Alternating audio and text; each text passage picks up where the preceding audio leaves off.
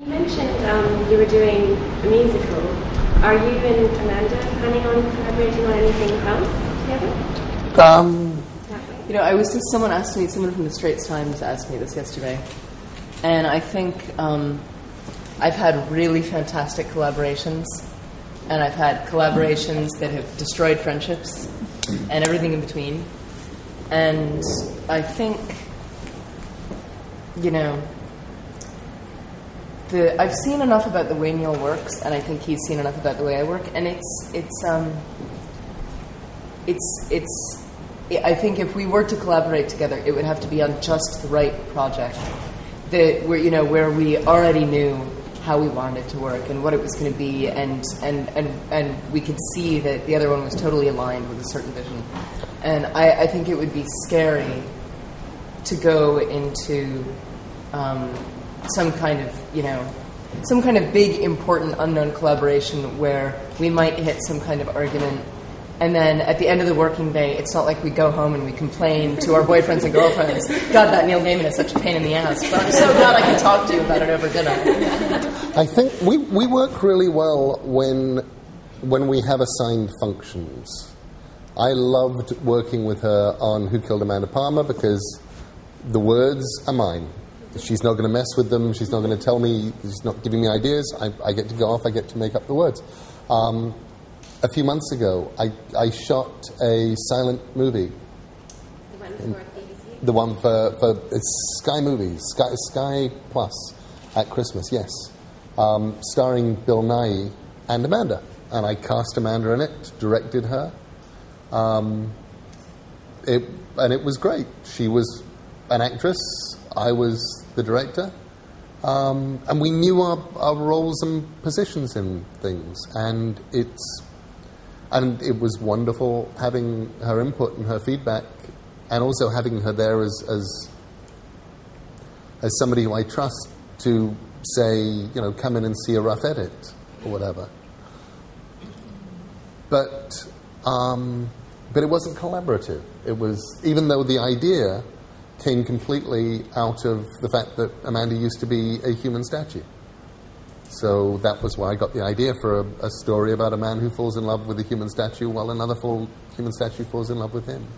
And realizing it will be a perfect silent movie because nobody ever gets to talk in it. You just sit and watch. There's also something really nice about the fact that I am a musician. I'm not a writer. And Neil, does what he does, but he has musical talent and I have writing talent, and somewhere in there are Venn diagrams crossed and stuff. But it,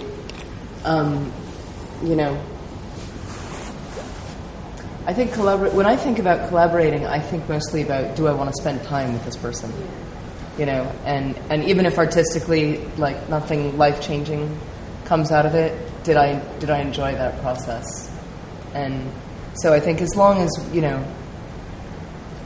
we did something where Neil was very much doing what Neil Gaiman does best, and I was doing what I did best, and I think we've also both collaborated enough where we would both get to that point going like, oh, this is going to be something that we're going to argue about. I'm going to back off before this turns into,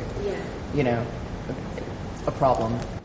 Status on the Death movie is that we need to figure out where it's going to be. The last point, 2007, it was getting toward the point of a flickering green light. It looked like it was definitely happening.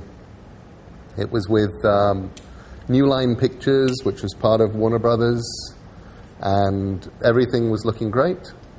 And pretty much immediately after that, New Line Pictures and Warner Brothers, there was some kind of strange internal power struggle. The heads of New Line Pictures were out, and New Line Pictures vanished and became a filing cabinet somewhere in the Warner Brothers building, with one guy still nominally the head of New Line Pictures, but with nothing really, no longer an entity, with no longer any sort of power, and definitely no longer the ability to press a button and say, yes, we are going on this film.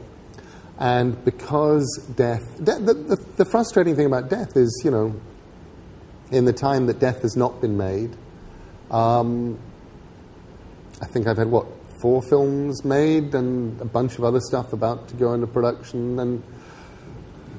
But all of the stuff that goes into production and gets made, I own, which is what makes it really easy. I say, yes, I like you. I trust you. You, Henry Selick, you are a good person. I am going to stick by you on this film. And it may take us 8 years to get it made, but we're going to get it made. And yes, I love it. There is Henry Selick's Coraline, good. Or a Stardust, or whatever. With Death, I don't own it. You know, the characters are owned by DC Comics. DC Comics is owned by Warner Brothers. Warner Brothers will not let any of these characters or any of this thing go to anybody else. It's all at Warner's, and Warner's does not make cute little films like Death, the High Cost of Living would be. So and I don't believe that the en-passe will last forever. What I do fear is that sometime in 2013 they're going to turn around and say, okay, we now have this boutique Warner independent thing that we could do Death through, and I'm going to look up and go, guys, I wrote the script 15 years ago and really don't want to do it anymore, and sorry, whatever. And anyway, I'm busy. So that would be really sad. Is there anything that you believed in when you were 18 that you wish you still believed in right now? Things I believe in when I'm 18 that I no longer believe in?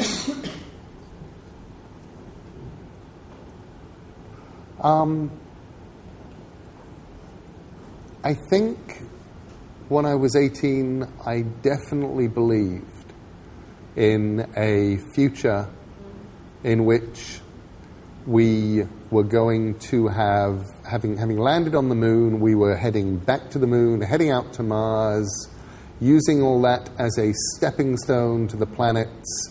We would all have personal jetpacks. Was very much looking forward to personal jetpacks and to holidays on Venus and meeting cool aliens.